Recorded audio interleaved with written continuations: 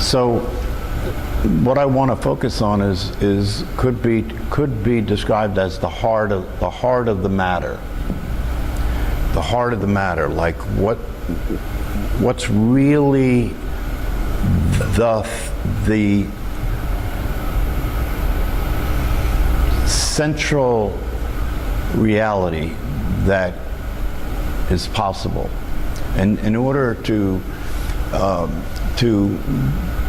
avail yourself to the opportunity to make contact and discover yourself, you have to allow your mind to be open. You have to accept the idea that we're talking about something that can't be talked about. That's one of the difficulties in self-realization, is if you attempt to realize what you are from what you're not, you can't do it, because what you're not depends upon being able to see something, to understand something, to have something make sense according to the way the mind works, right? For example, the mind operates in time, and so if you are interested in discovering who you are, the mind will automatically set that up as a project, right? Automatically put that in time, right? And the way the mind will relate to it is it'll say, okay, you're going to discover who you are. You're not who you are now, and so you're going to be who you are at some point, right? And it'll set it up in time, right? The problem with that is that you can't discover who you are in time, because who you are doesn't exist in time. If you're finding your life as it has been unsatisfactory, right? If you're finding your life as it has been not fulfilling the potential that life is, right? If you're dissatisfied with your life, if you have a sense of something is possible beyond that, and you would like to discover that which is beyond that, right? If that's the case, then a person who is presenting you with the opportunity to look and see and discover for yourself the truth of who you are can say to you, okay, if you would like to enter the house of being, right, is the house of who you are. If you would like to enter the house of being, in order to enter that house, you have to leave the mind outside. You can't bring the mind in, because if you bring the mind in, the mind will try and interpret what's happening, and it will misinterpret it, because the mind can't conceive of that which is inconceivable. The mind uses language, right? It uses concepts in order to understand things, in order to know things, and none of that works with this. That's why if you attempt to see who you are using your mind, you will get sidetracked. And you'll get sidetracked into thoughts about it, concepts about it, feelings about it, ideas about it, beliefs about it, right? But none of that is the real deal. None of that is the actual truth. The actual truth is nonverbal. The actual truth is inconceivable. And yet you are it. And yet it's sitting in your chair right now. The question is, are you willing to be open and really look directly at it? So in the invitation, it said you must leave your mind outside. You must leave your beliefs, put your beliefs aside. I mean, they'll be there for you to return to, right? So you don't have to worry about that. But just for a brief period of time, to set those things down. Let it all go. Let it all go. How you feel, what you think, your past, the future, you know, all of that stuff that you're normally involved with constantly. Can you just let that go and then see what's left? What did you say? You will set. Yeah. So you see, it's always there. It's always there, right? But once you identify with something less than it, then you're not aware of it anymore, right? But first, first we want to have the discovery. First, you want to be able to be aware of it and confirm it and acknowledge it, so that after that discovery and that confirmation and that acknowledgement, you now have something that you can practice. You can practice noticing it consistently. If you practice noticing it consistently, it will replace who you thought you were. There, right? If it's already here and it's already there, all you have to do is notice it, right? And the way you notice it is to use the discovery that's available in the invitation to notice it, to recognize it, to confirm that it's there and it's real, right? And then once you've established that discovery, you've recognized it, right? You can then continue to give your attention to that. This is actually the practice in these teachings of the direct path. The practice in these teachings of the direct path is, first, you have to be open and discover directly for yourself, not through conceptualization, not through thinking, not through feeling, not through believing. Discover directly for yourself by seeing directly for yourself the isness, the awareness, the consciousness. And then having seen it directly for yourself, and the evidence for its existence is as direct and clear and obvious as the evidence for your existence, is it not? How do you know you're aware, right? Because you're aware that you're aware, yes? Well, that's the same thing with the isness. See, that's the thing. The mind will have you think that you're aware of awareness. That you're aware of awareness. That's not possible, because the you that you consider yourself to be is not separate from awareness. So it's not that you're aware of awareness, right? That's okay as an intermediary step, right? But in reality, the only thing that's really possible is that awareness is aware of awareness, because awareness is all there is. So when you look, and when you're open and you look and you discover awareness, that was awareness seeing itself. Awareness is aware of itself. And if you get your mind out of the way, that just becomes evident. If you get your mind out of the way, when you look as awareness, you see yourself as that. It's direct. It's aware of itself. So there's the awareness aware of itself.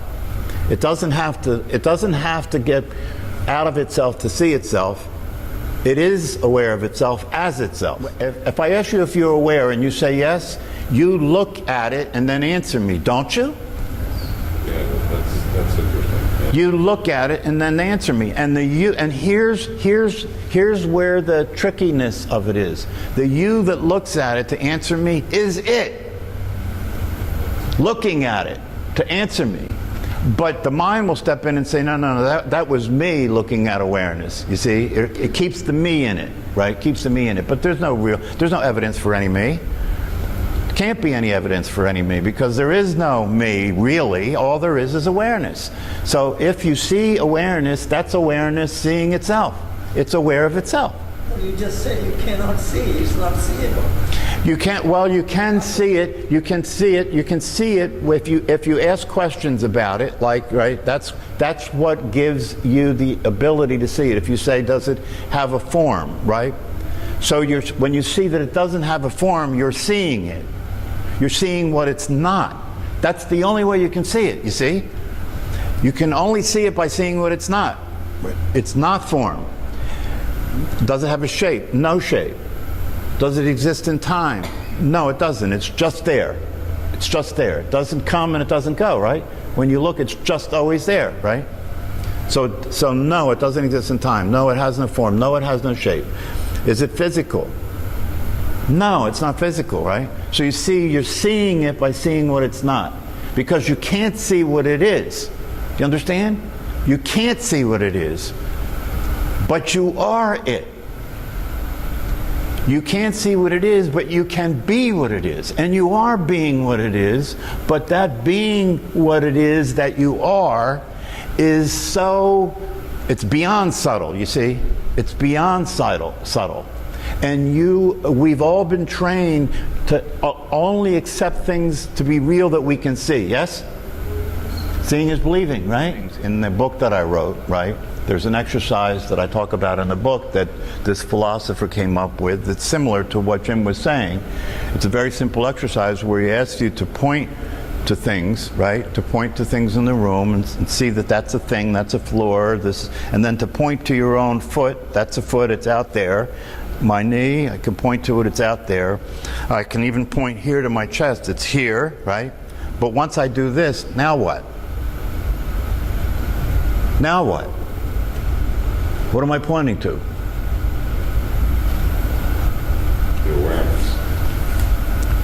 See, and what Harding said about this is that when you get to this, right, either the mind will step in and give you some answer to it that is, you know, not very useful, or you actually see it, and if you actually see it, there's nothing you can say.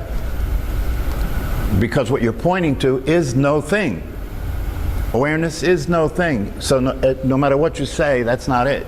But you can point to it and notice it, right? And so what I'm inviting you to do, what I'm suggesting that you do, and I promise you there is nothing more important in your life than to pay attention to this and to consistently notice this. If you consistently notice this so that over time you recognize that it is you, right? Then all that isn't you will begin to come into line. Your mind will serve you instead of determine you, right? Because the mind is a lesser reality than the self. And until you discover the truth of what you are, it's a larger reality than the self. Your mind determines you. You're confused and you're identified with your mind, and you follow your thoughts automatically, right? Most people follow their thoughts automatically. When you become aware of yourself as awareness, now there is another possibility that you can be aware of what's happening in terms of thoughts, and you don't follow them automatically, because the awareness can see directly what's happening and notice the difference between that and what the thoughts are saying. And that can save your life. Do you follow what I'm saying?